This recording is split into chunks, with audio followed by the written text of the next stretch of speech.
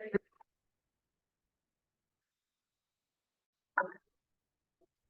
morning, Rotarians and guests. Welcome to the Rotary Club of Hudson. I'm Ron Strobel, the Sergeant at Arms.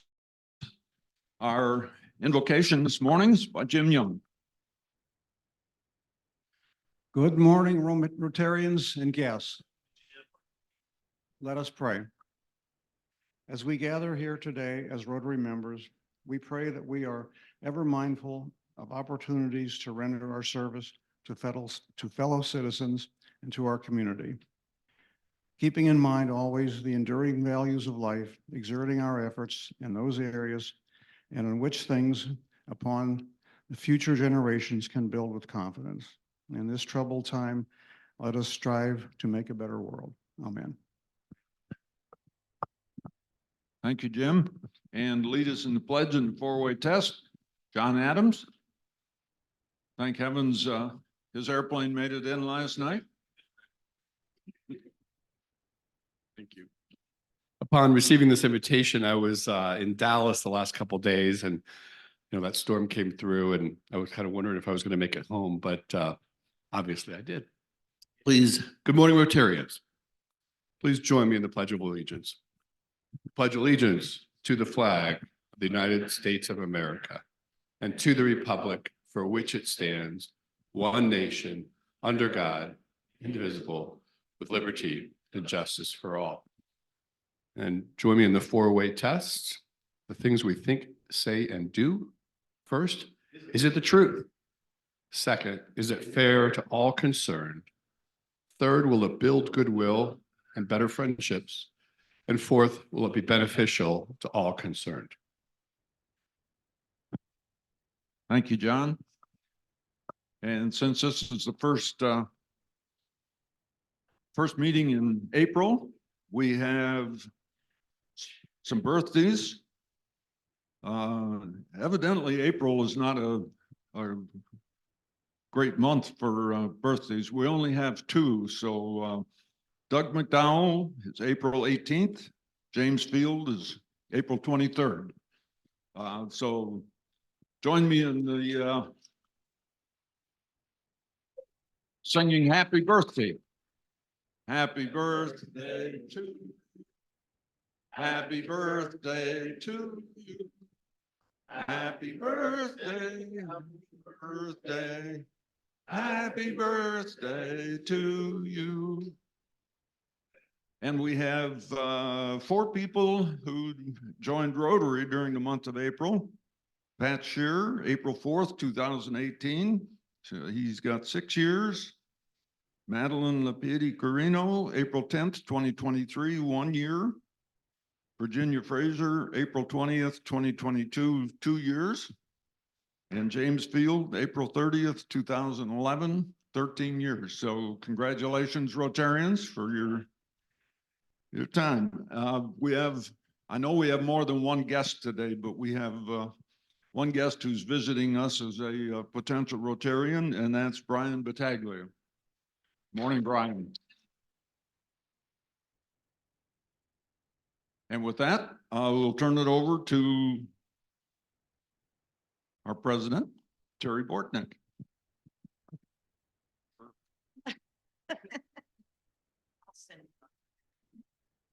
Good morning, Rotarians, guests, students. We're very much looking forward to your presentations today. It's always a fun day for us to connect with you guys and listen to what you have to say. Welcome to Brian. Today, we have a board of directors meeting right after the meeting today. Remember, we switched it to the first week of the month for the time being. On the third week, then on the 14th, we have the foundation meeting.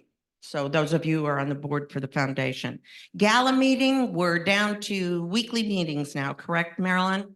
And things are moving along very nicely. So if you're interested in helping with that, everyone is welcome. We'd love to have you. There's plenty to do. And we want to make this a huge success this year so that we can help our students over at the high school at Western Reserve. So please pay attention to that. This month, our donations are going to Safer Futures. Safer Futures is a facility that helps domestic violence. Yeah, victims, right. All I could think of was recipients, and that just didn't sound right. Anyway, it's a great cause. They do a great job of taking care of the women and children who have come from horrible situations and trying to help them get back on their feet. So this month, they need cleaning supplies, any kind of spray bottle, white vinegar, paper towels, toilet paper, or toilet cleaner, anything like that. And of course, cash is always welcome. With that, oh, don't forget also about the conference in the last weekend of the month. 25th and 26th, 26th and 26th, 25th, 26th at the Sheraton, right down at Cuyahoga Falls. We're close, gang. We're really close to it. So even if you can stop in for a session or a day or both days, whatever you can do, it would probably behoove you to see what's going on down there. Okay, and Rich will be there. I think we have several of our members who are going to be on the board and involved. So please stop in if you can. All right, with that, I will hand this over to Jim.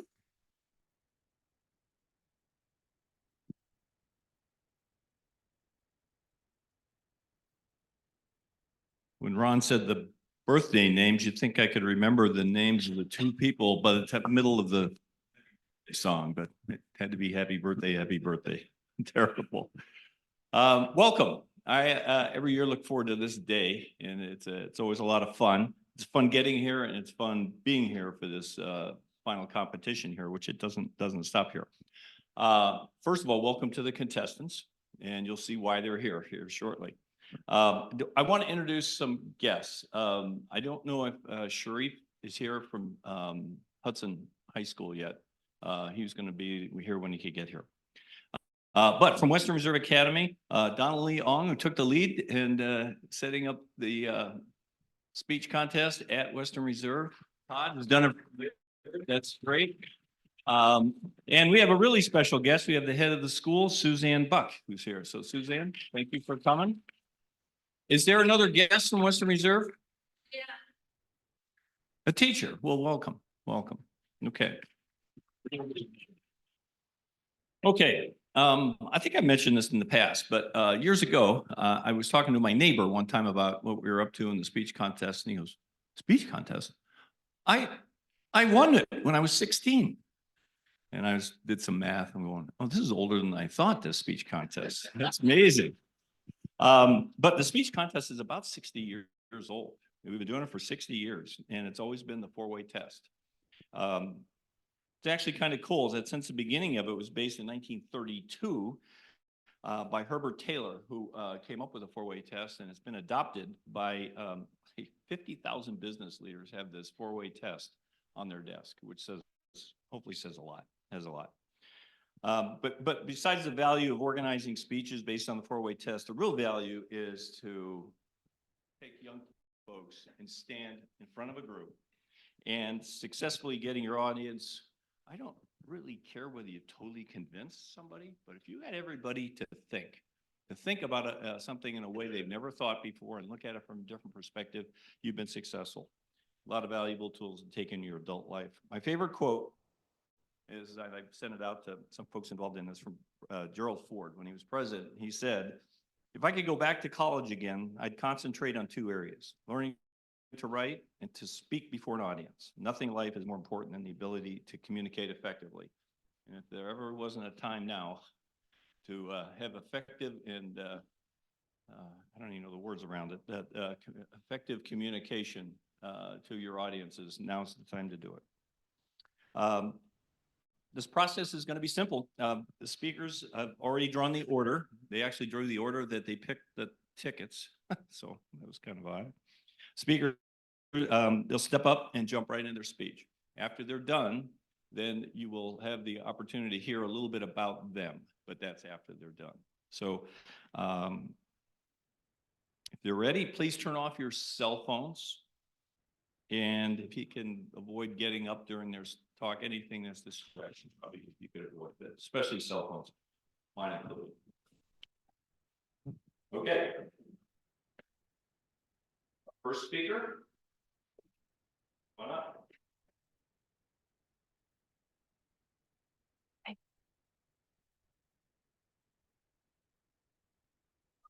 Yep, I think so. A good grade book filled with A's and A pluses. Perhaps this was what success tasted like. To be trapped in a classroom, mindlessly jotting down whatever the teacher writes on the whiteboard. And if you dare take one more second to understand a singular concept, you'd be thrown under the bus. From a young age, students are told that success in education is synonymous with high grades, and thus the profound joyous nature of learning, it's lost, leaving us students to explore the world around us through a road already paved. And to address this issue, we must redefine the very purpose of education to not only nurture one's productive skills, but also one's true character. So, will redefining education pass the four-way Rotary test? Let's see. 1, is it the truth? In our modern world, we see that education strives for practical outcomes, to transition students to obtain a job or to earn as much income as possible. Money is the final goal. The current big names out there, Donald J. Trump, Elon Musk, Mark Zuckerberg, all billionaires, are also the people which we consider to be smart and educated. But then, what is the true purpose of education? Is this simply to earn as much income as humanly possible? In the words of Martin Luther King Jr., he states, intelligence plus character, those are the true goals of education. And that the most dangerous criminal may be the man gifted with reason, but with no morals. So, is the need to redefine education the truth? To ensure that we care about the truth? Yes, yes it is. Number 2, is a redefinition of education fair to all concerned? Redefining education at first will not be fair to all concerned because you have people such as traditionalists, current high-achieving students, and the parents of these high-achieving students. And because you're taking away their benefit, of course it won't be fair for them. However, in the long run, as a redefined education system takes root, the advantages of prioritizing empathy and understanding will blossom within us all. And in this world, where all can provide the most impartial benefit while receiving the most impartial benefit, will that not be fair to all concerned? Number 3, will it build goodwill and better friendships? In our current fast food society, we see that the word quality is often replaced by the word efficiency. As long as something is fast, it is good. As long as students learn quick enough, they are smart. And the rest of them, stupid. Stupid. And you don't want to be labeled as stupid because you get written off and no one wants to be your friend. And that doesn't build goodwill and better friendships, does it? Therefore, in an education system that prioritizes the soft skills, prioritizes the skills needed for building relationships, that will, of course, in turn, build better goodwill and friendships. Throughout the history of man, we learned that those who embrace empathy are never the so-called winners. And winners write history. It's like the old folk story with the farmer and the snake, where the farmer saves the freezing snake and then he gets bitten.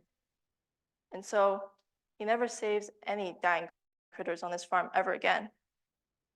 But if you truly think about it, if everyone cared, if everyone understood, if everyone was the farmer, a goodness would blossom within all of our nature, proving as beneficial to building better friendships and goodwill. Last but not least, is it beneficial to all concerned?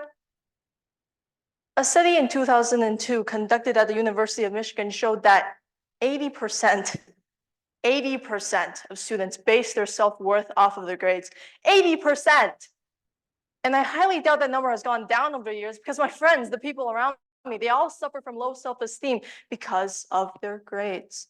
Mere letters that don't prove to anyone who they are. Mere letters that determine their future. And thus, if we focus more on understanding instead of grades, I imagine that students would be a lot more confident, a lot more curious, preparing them not only for adulthood, but also for them to better provide for our society. Vision that, a world where people care for one another and strive to understand the world around them. Is this world not utopia? And will these people living in harmony, will it not prove to be beneficial to all? As we delve into the nuts and bolts of education, we truly see how far we've strayed from the values which we praise, such as truthfulness, generosity. We realize that we do not care about the introspective traits that make one a good person, that make one kind, that make one caring. We care to create the rational monster, the machine. We are living in such toxicity only at the end of the day to harm ourselves. And to escape this accelerating downward spiral, we must start anew. We must redefine education to better redefine ourselves. Thank you for your attention, and thank you for listening to my speech.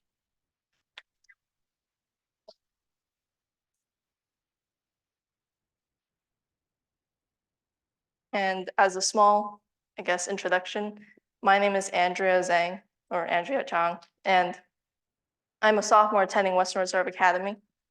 And although I'm not entirely sure yet, I hope in the future to pursue economics and the liberal arts. And thank you.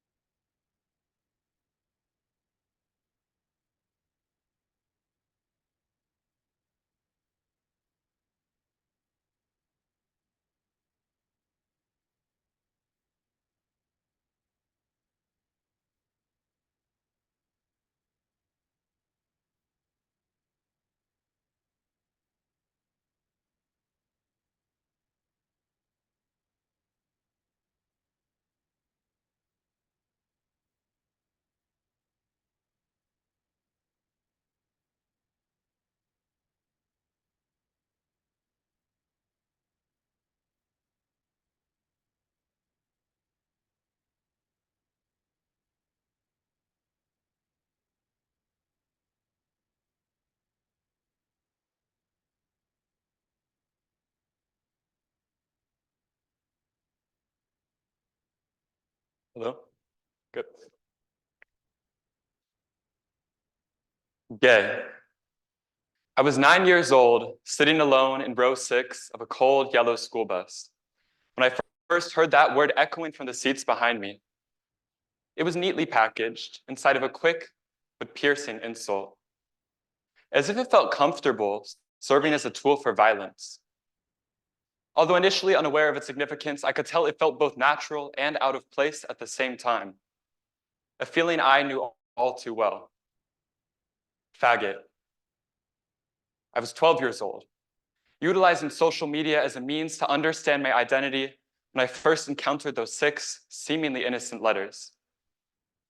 Initially oblivious, I looked up the word's meaning, a simple action that altered my perception of myself. I realized I was not only different, but my very existence was seemingly offensive. In a society in which LGBTQ+ education is not only scarce, but actively censored, I was forced to learn about myself and my community through unreliable means, social media. With Instagram and YouTube as stand-ins for teachers, I matured without fully understanding who I was becoming and why I strayed from the status quo. But I was not and am not alone. In 2011, California became the first state to enact legislation requiring the implementation of LGBTQ+ inclusive education into state curricula. However, in the 13 years since, only 5 other states have followed suit. While that slight progress is inspiring, many other states are deliberately censoring this education. Most notably, Florida's Parental Rights in Education bill, more commonly known as the Don't Say Gay bill, which only a minority of Floridians support, prohibits classroom discussions regarding sexual orientation or gender identity through the 12th grade. And since that Florida legislation, 30 similar anti-LGBTQ+ education bills have been passed in 16 states.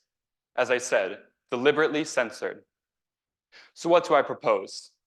The implementation of LGBTQ+ inclusive education into national curricula. But what does that mean?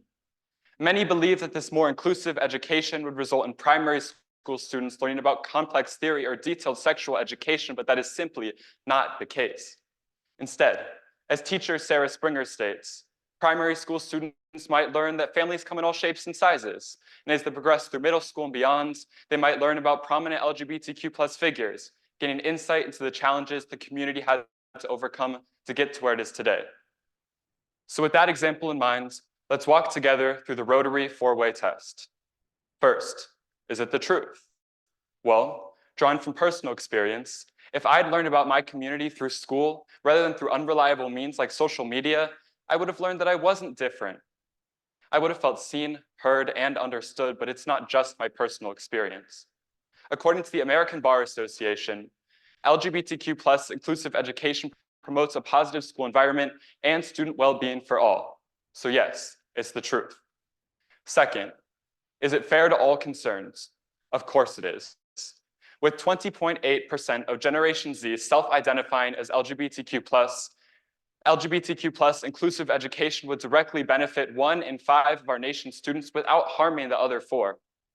Well, yes, like I said, some benefit directly more than others. I argue that this education is imperative because, as I mentioned, it would promote a positive school environment for all.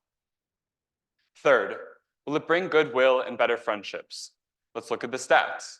According to the same American Bar Association study I mentioned earlier, a positive school environment for LGBTQ+ students increases academic motivation and decreases feelings of sadness, disconnectedness, and even suicidal ideation. In fact, those indicators saw a drastic reduction when LGBTQ+ students felt as safe at school as their straight cisgender peers. And finally, is it beneficial to all concerns? Well, like I said, I already mentioned that this education would promote a positive school environment for all, but let me now give you an example. While writing this speech, I spoke to a friend of mine, Matt, who lives in the United Kingdom and identifies as straight. At school in the UK, Matt was able to receive LGBTQ+ inclusive education from a young age. And he told me that not only has this education not negatively impacted him in any way, but it made him, quote, more aware and welcoming of his peers. Well, Matt embodies just one example of the benefit of this education. Thousands of others exist. But my goal is to change that number from thousands to tens of millions. So now that we've walked through the Rotary 4-way test, I'd like to share one final example. I mentioned at the beginning of this speech a couple of my many encounters with LGBTQ+ hate speech. But let me now talk about the impacts of those remarks. 3 years ago this month, I attempted to take my life. And the self-hatred I internalized from those who had bullied me for my sexual orientation played a role in my choice to attempt. After a stay in the psych ward, I was sent to California to a residential rehabilitation center for 65 days, where I met other LGBTQ+ kids just like me. It was at rehab that I realized I wasn't different. It was at rehab that I realized I wasn't weird. It was at rehab that I realized my worth. But I should have learned that from school. So now, as you consider your stance on implementing LGBTQ+ inclusive education into national curricula, I urge you to think of the approximately 15 million American LGBTQ+ students who face bullying just for being themselves. I urge you to think of the students who long for representation.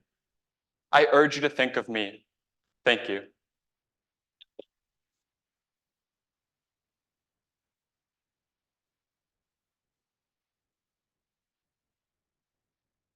Thank you. A little about me. I'm a senior at Western Reserve Academy, and next year I'll be attending Stanford University, where I'll study psychology while also pursuing a co-terminal master's program in preventative health research. Thank you.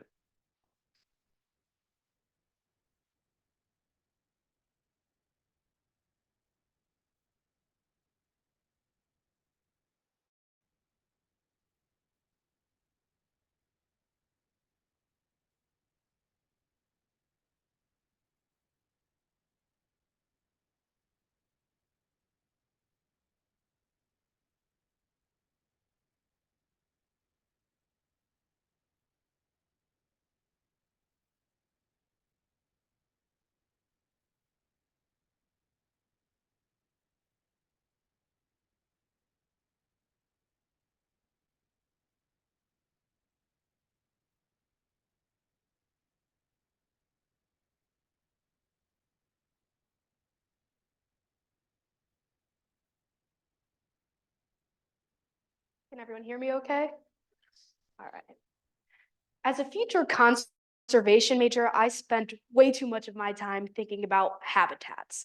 I mean, I love daydreaming about Arctic taigas and tundras, and judging by the looks on your faces, that might just be a me thing. But regardless, I want you guys to put yourself in my shoes for a minute and think about deserts.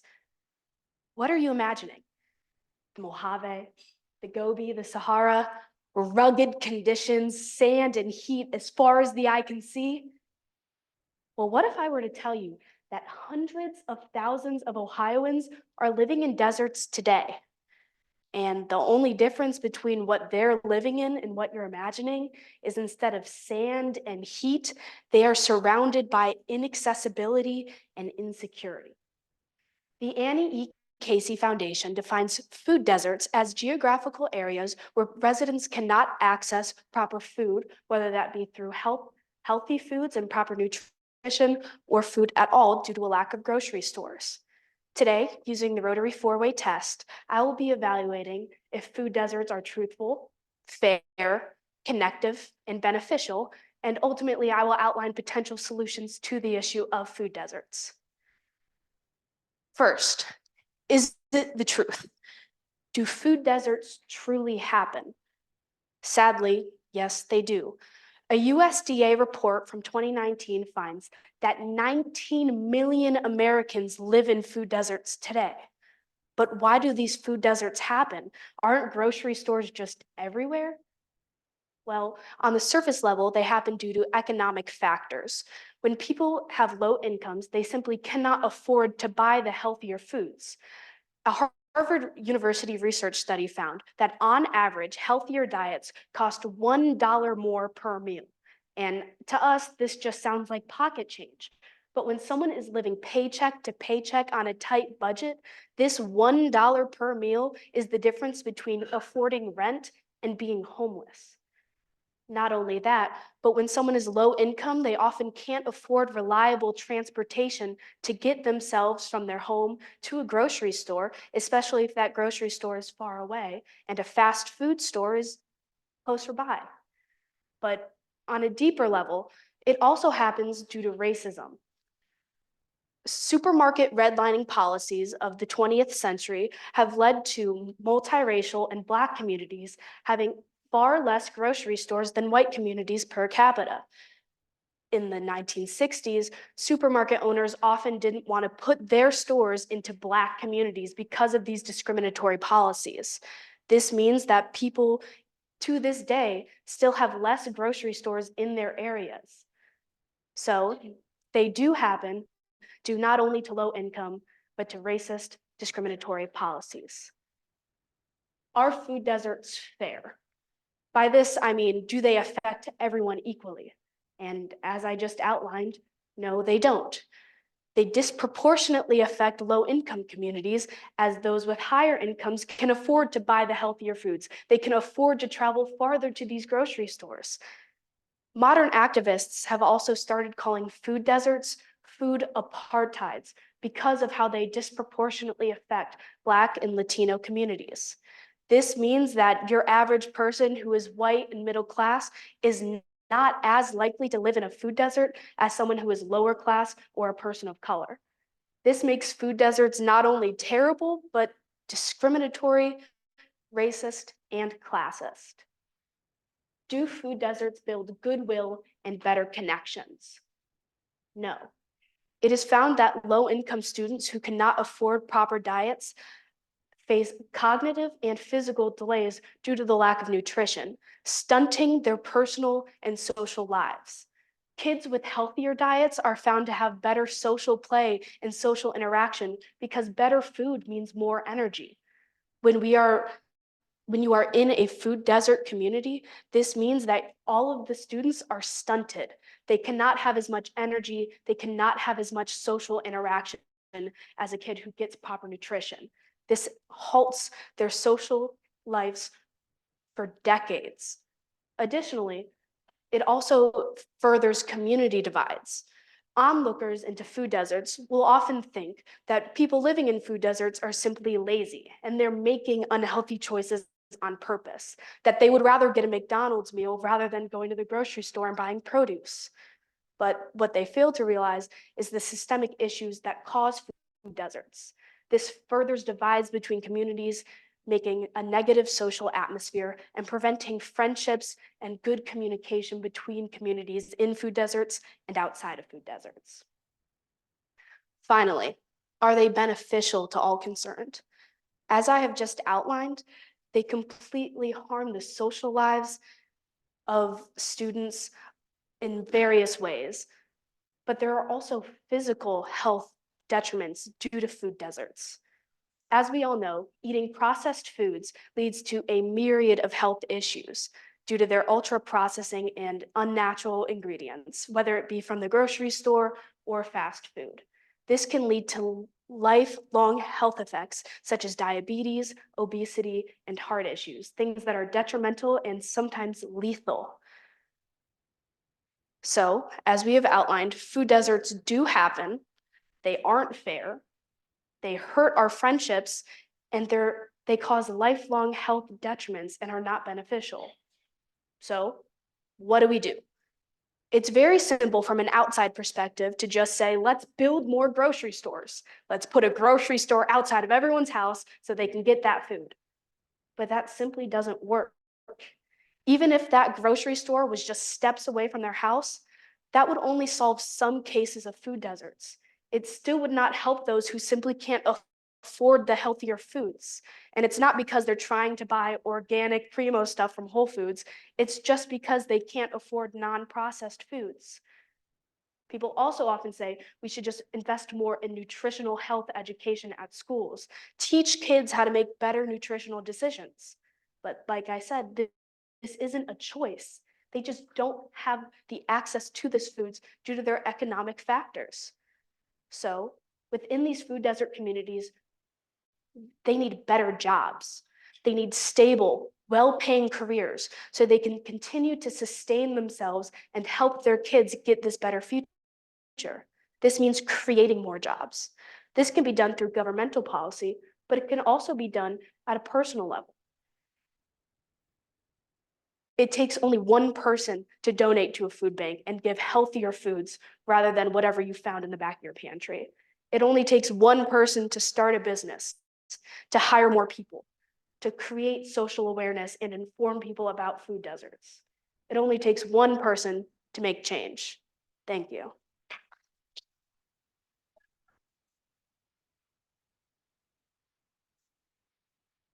I'm Silas Gracer. I'm a senior at Hudson High School, and once I graduate, I plan on attending Ohio University for conservation, wildlife, and fisheries biology.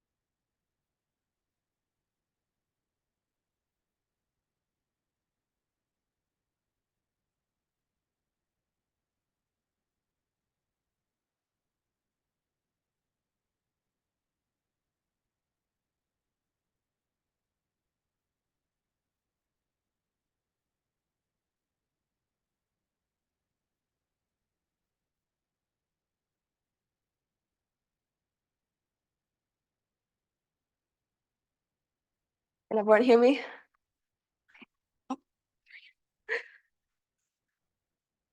Okay, it's good? Okay. Before I start today, I just have to say, I love your dress. Where did you get it from? Was it on sale? Most importantly, what material is it made of? Our society is accustomed to constant compliments about clothing choices and interrogating the owner about where they got it from because we have to get that piece of clothing in order to complete our wardrobe.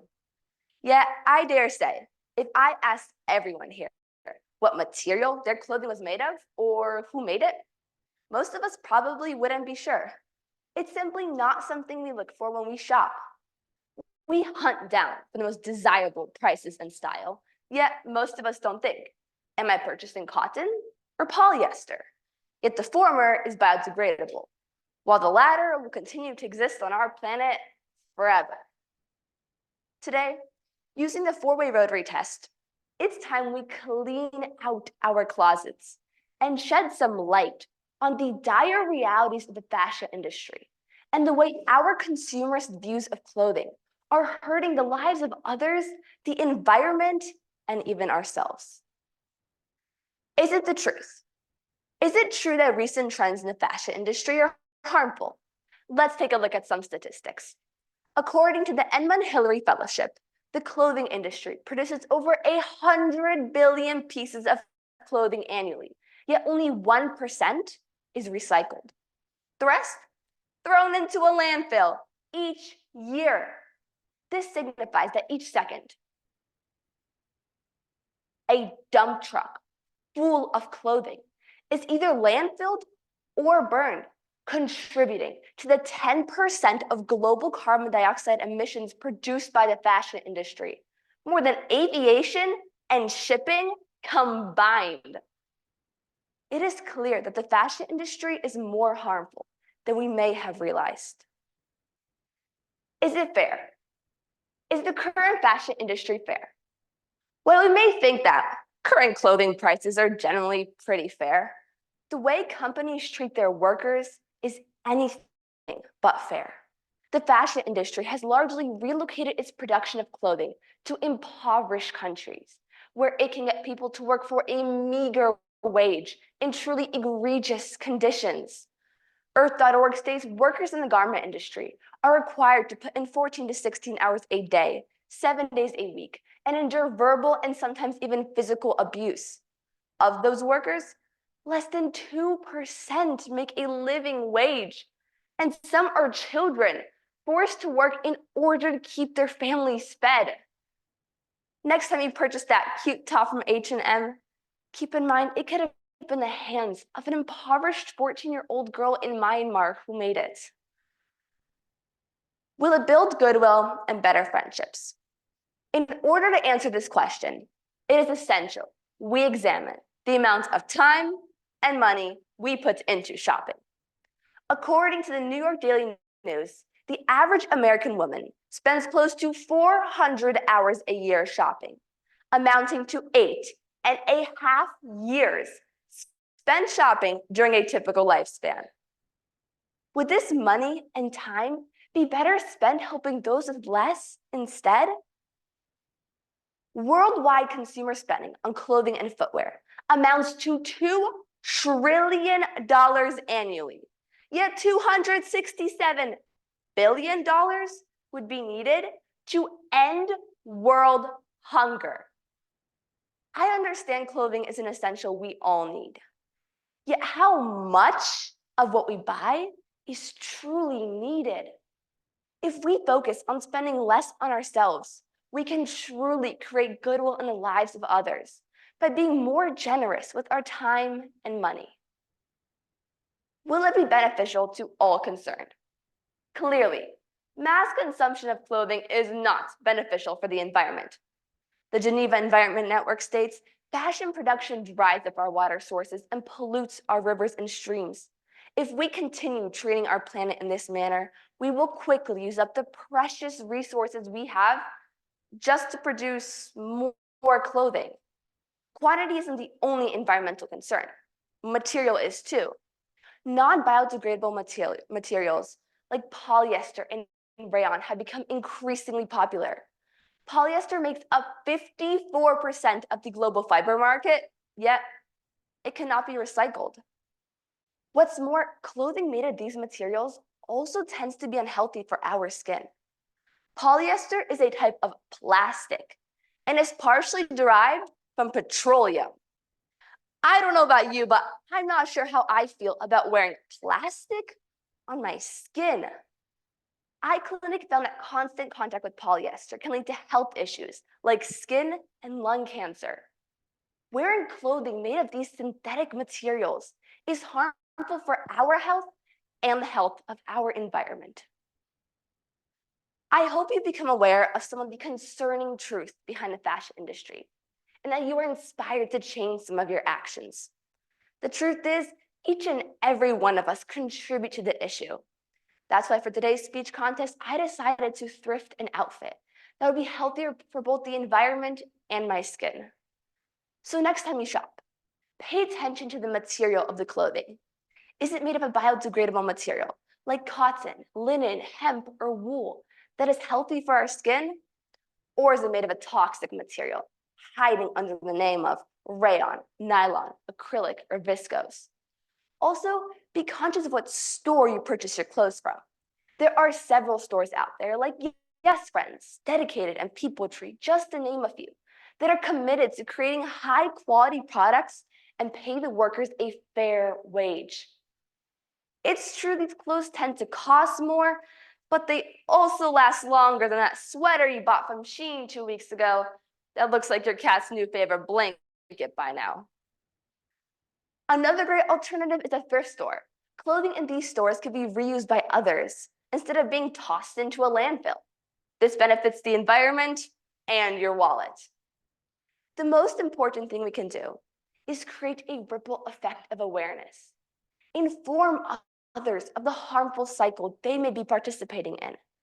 By becoming more cognizant of the consequences of our actions, we can make choices that create a healthier and happier world for all of us. Thank you.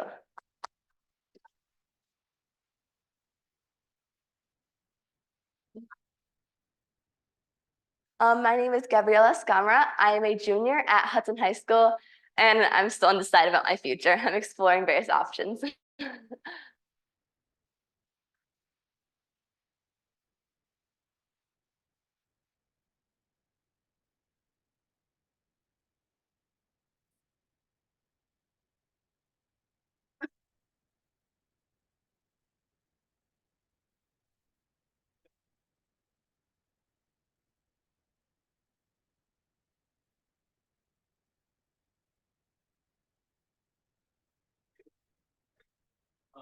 Judges tonight will have the Indian duty of separating these four speakers.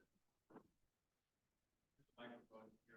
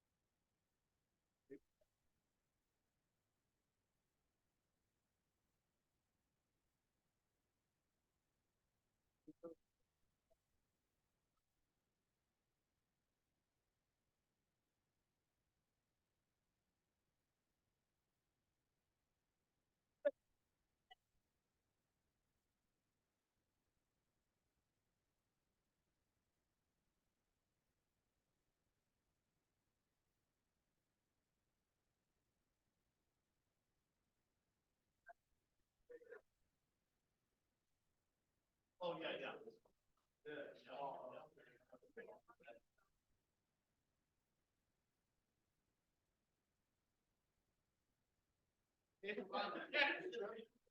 Well, did you have a good trip?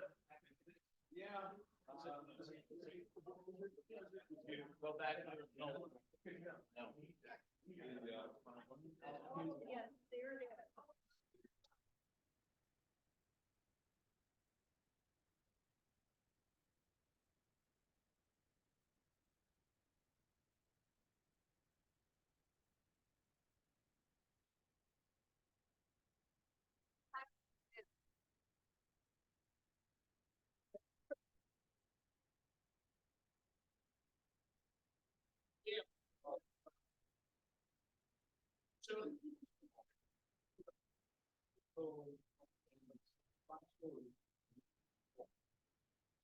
How long ago was that?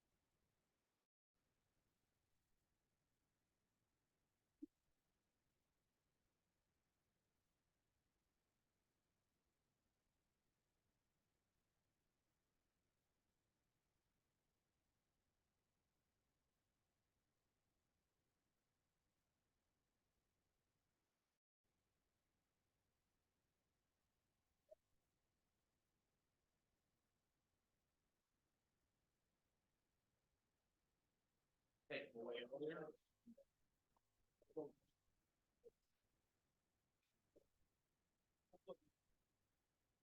This one.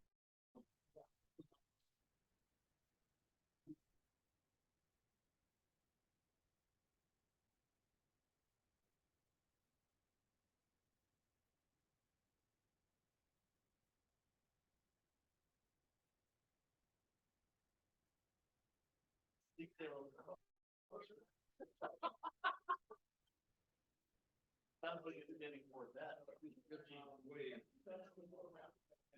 Where was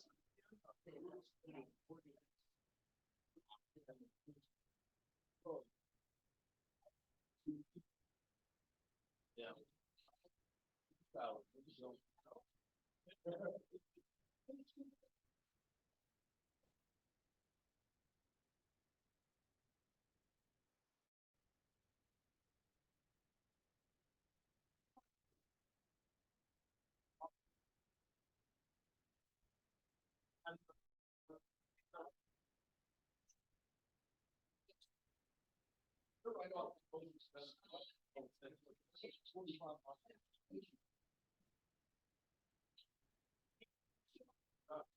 Yeah.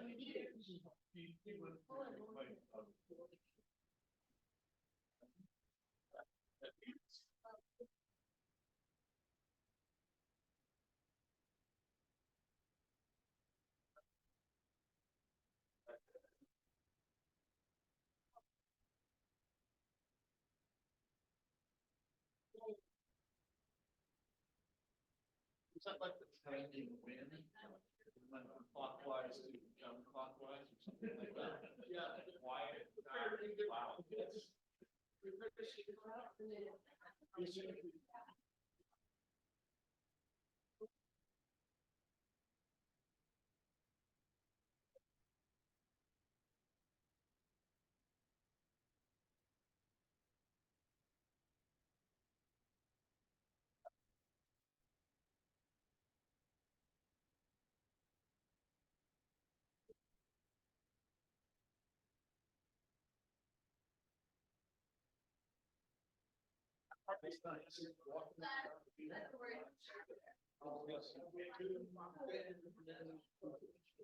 Too damn many.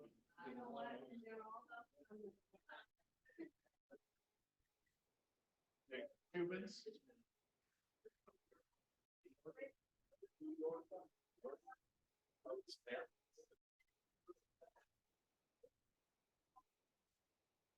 So we're.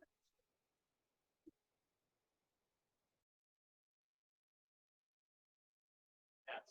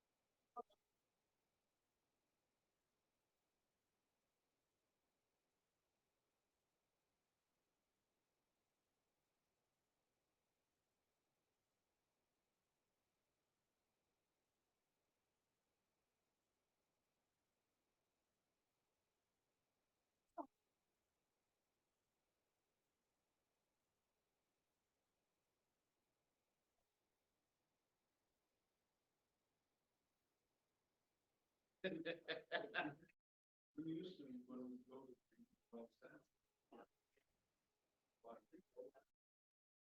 Yeah.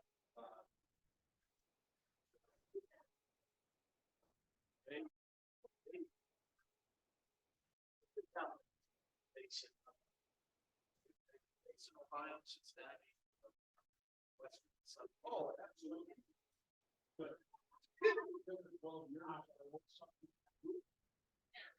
Down there.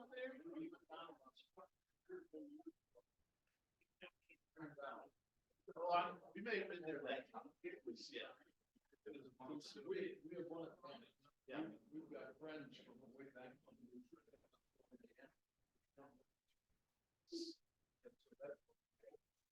Yeah, because the hotels are not, have not impressed me. I gotta reconnect with some of my fraternity brothers in Cincinnati, so I can figure out how to stay with them. But they were under close guys. You want to start with this deal?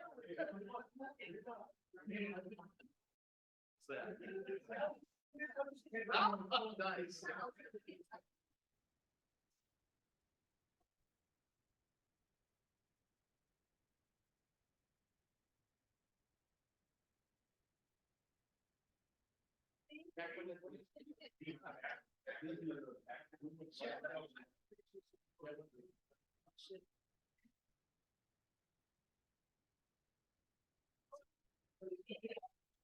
Well,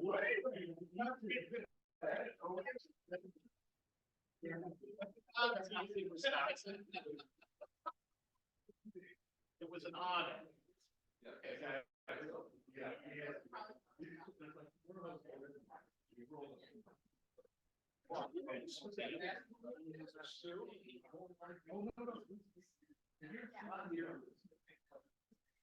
I went to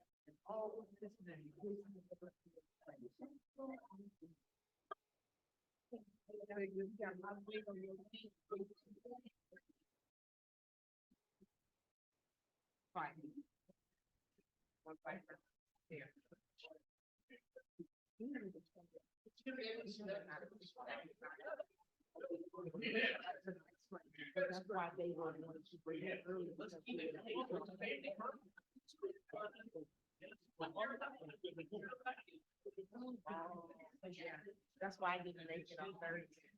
Oh, yeah. Oh, yeah. Oh, that's wonderful. Wonderful.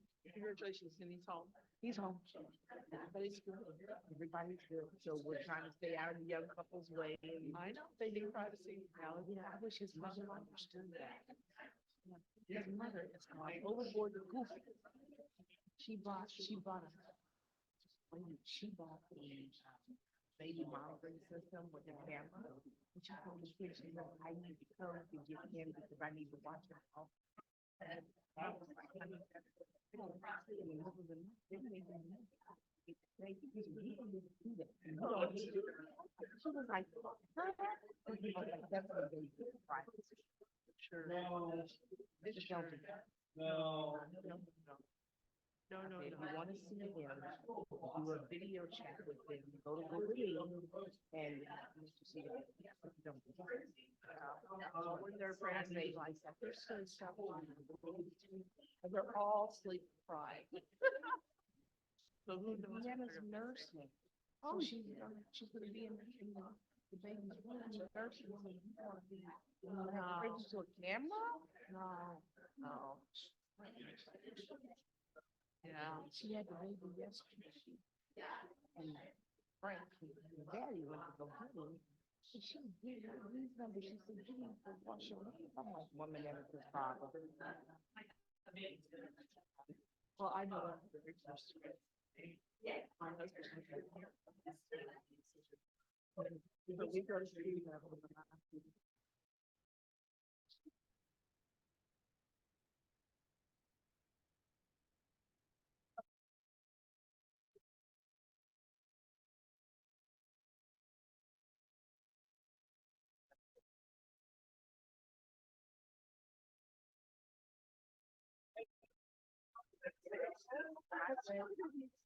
when she got home, I have not held him since I held him in the hospital. Yeah.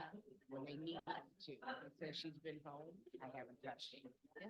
And she was like, "Why don't you pick him up?" I said, "I looked at him and whatnot, and I love him. There needs to be the connection with him." Or not to run over too much. See? First of all, let's give these guys a big hand. They're awesome.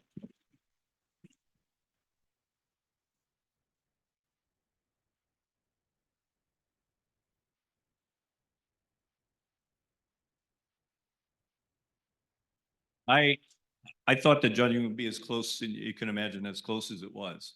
The thing I like about it is, while it's close, 4 out of 5 judges had the same order. So, but it was close. So it ended up, I feel good about the results. Now, there's a kind of a special announcement I just told them. We've always historically taken the #1 person and they went to districts. In talking with the districts, because we have 2 schools, we're going to send the top one from each school this year. So that's all. Okay. I'm going to start with he'd say fourth place, but they're all winners to me. And in fourth is Andrea Zhang.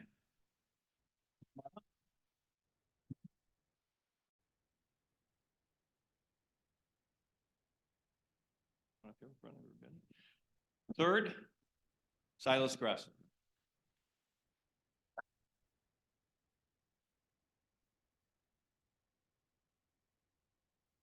These are our two representatives. We go into districts. In second place.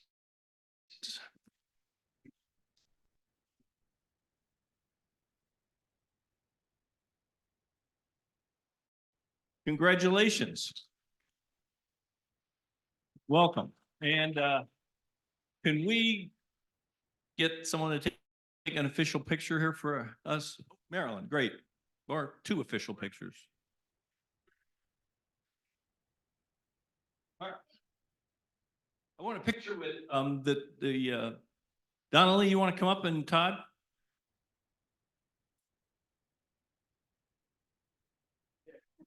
Oh, good idea. That off, Noah? Actually, why don't you go over the, Oh, yeah. the Rotary flag and all that? Well, why don't you stand in front of her? Hey, can you stand up with one, two, please? Come on down, Todd, Donnelly. Harry.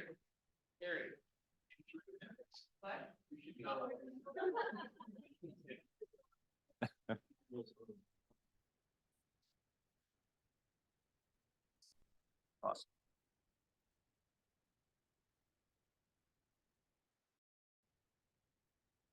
Perfect.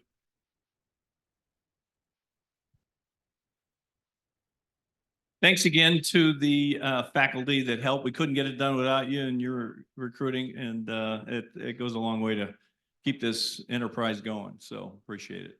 You guys could stay. I need do some little paperwork with you. So congratulations. One last hand of these great speakers. Awesome. Okay.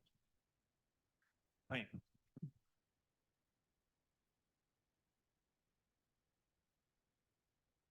Okay, thank you, everyone. Congratulations to all of you. They were outstanding presentations. Let's have Gabriella, would you mind coming up and pulling a winner for our Rotary buck here? Thank you. Okay, so today we have our Rotobuck is $9. 614144. Oh, yay, Marilyn, it's your day.